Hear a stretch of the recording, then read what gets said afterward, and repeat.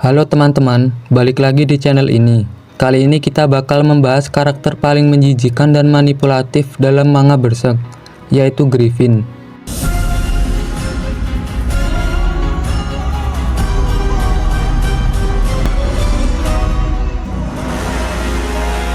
Dari pertama kali kita melihatnya di Golden Egg Arc, Griffin udah kelihatan beda.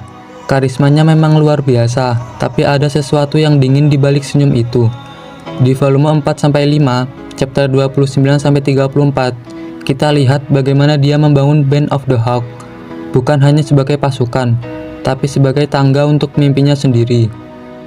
Ambisi Griffin itu keren di permukaan, tapi kalau diperhatikan, sejak awal semua orang hanyalah pion.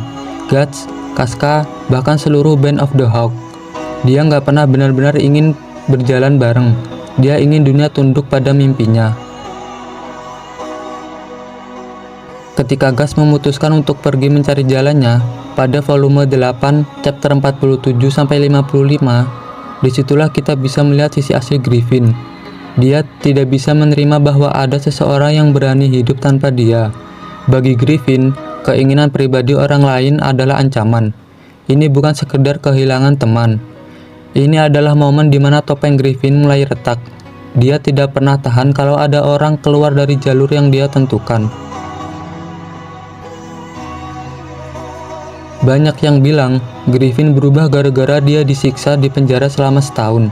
Pada volume 10-11, chapter 65-71. Emang benar, kondisi dia di sana sangat mengerikan.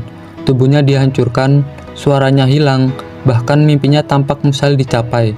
Tapi di sini penting untuk dipahami, penjara bukan turning point yang membuat Griffin jadi jahat. Penjara hanyalah pemantik yang membuka siapa dia sebenarnya. Griffin dari awal udah dingin, egois, dan siap mengorbankan siapapun demi mimpi.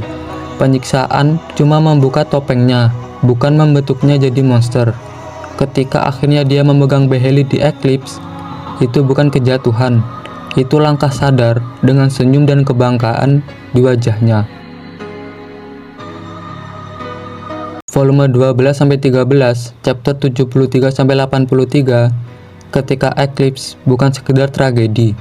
Ini adalah momen di mana Griffin menunjukkan dirinya yang paling jujur demi menggapai mimpinya lagi. Dia mengorbankan semua hal yang pernah mempercayainya. Band of the Hawk diseret ke dalam neraka. Casca dilecehkan, Guts dihancurkan mentalnya.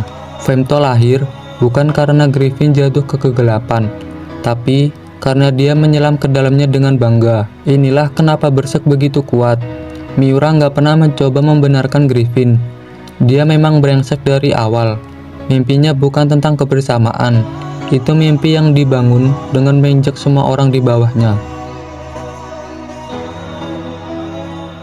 Volume 21-24, chapter 182-190. Ironisnya, setelah menjadi Femto, Griffin kembali ke dunia manusia dan membangun Falconia, tempat aman bagi manusia di tengah serangan dunia astral. Di mata rakyat biasa, Griffin adalah pahlawan. Dia penyelamat dunia. Inilah paradok terbesar Berserk. Orang yang mengorbankan semua temannya adalah orang yang akhirnya menyelamatkan ribuan nyawa. Apakah itu membuat dia pahlawan atau pengkhianat? Jawabannya abu-abu. Tapi satu hal yang pasti, semua kebaikan itu dibangun di atas tumpukan mayat orang yang percaya padanya.